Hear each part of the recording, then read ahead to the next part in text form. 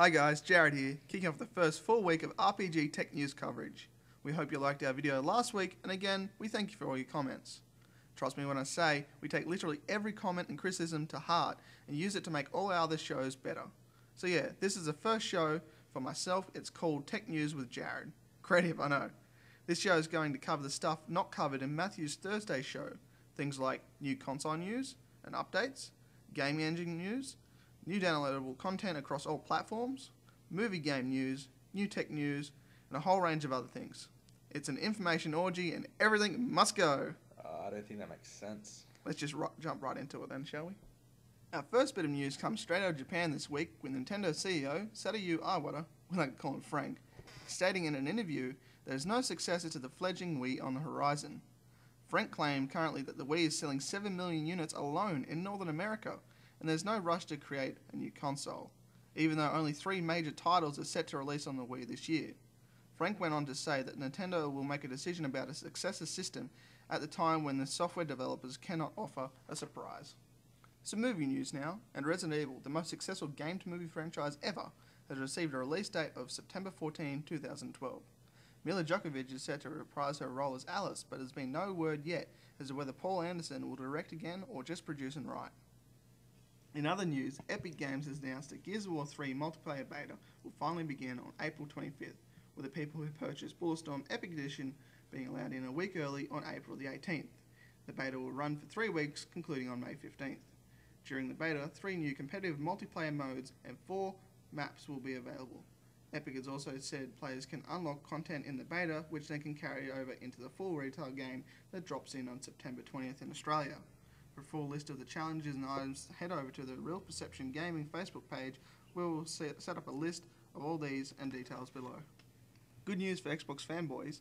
Recent job postings on the networking website LinkedIn, discovered by Beyond3D, revealed that the company is hiring staff to work on the next generation console architecture within the Xbox division. Since its initial creation, the Xbox 360 took 2 years to build, so if the same development cycle continues, expect to see the new Xbox console by late 2012 or 13. Next on the chopping block is the new Motorola Xoom, that's with an X. This is the first tablet with an OS built from the ground up that has been designed purely for tablets. The OS is the newest installment of the Android series, being 3.0, that is, but has also been dubbed Honeycomb for short.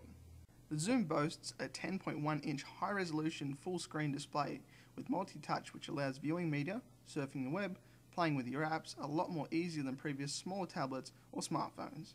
There is a bit of a downside to this impressive setup. The brightness is pretty average, which makes viewing suffer. Honeycomb brings to the tablet literally hundreds of updates and changes from the older version, which increases the overall customer experience. On the technical side of things, the Xoom has been fitted with a powerful 1GHz dual-core processor that is coupled with 1GB of internal RAM, which makes this a powerhouse essentially.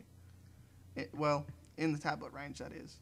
It also has a 720p high-def video recorder, which is surprisingly very smooth while recording. The Xoom is quite hefty compared to others like it, but this is likely due to the battery, as the user can get up to 8 hours of consistent use or standby mode for several days, so a sizable battery is needed. There are a few letdowns with the Motorola Xoom, one being the price. A base price of $799 is just asking too much from people for an item that today is more of a luxury rather than a necessity. And 2, the speakers. For a piece of hardware where the user is likely to be using the device as a mobile media center, Motorola has picked a really bad place for the speakers. It is situated on the rear, which dampens the output for the person holding it. The Motorola Xoom is quite a decent tablet that is sure to push the boundaries for the tablet market, but has let down a few key features. I'm giving it 7.5 out of 10. Apple's pulled some black magic here. The new iPad will be 8.8mm down from 13.4, which in turn drops the overall weight down 15% from the previous model to a featherweight 600 grams. But even with this drop in size, the iPad 2 still boasts a 9.7-inch screen.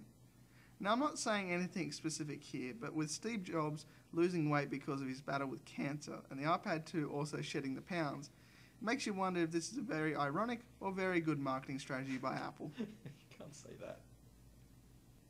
Like the Xoom, the iPad 2 also has a new dual-core processor built in, but is to promise twice the speed for the CPU performance and around 9 times for the graphics. This will make playing games a lot more enjoyable, as they're not likely to lag now. The new OS is, yep, you guessed it, iOS 4.3, the latest mobile operating system from Apple. This, alongside the new CPU, is going to have a massive performance boost. The battery on this puppy is just amazing for the size.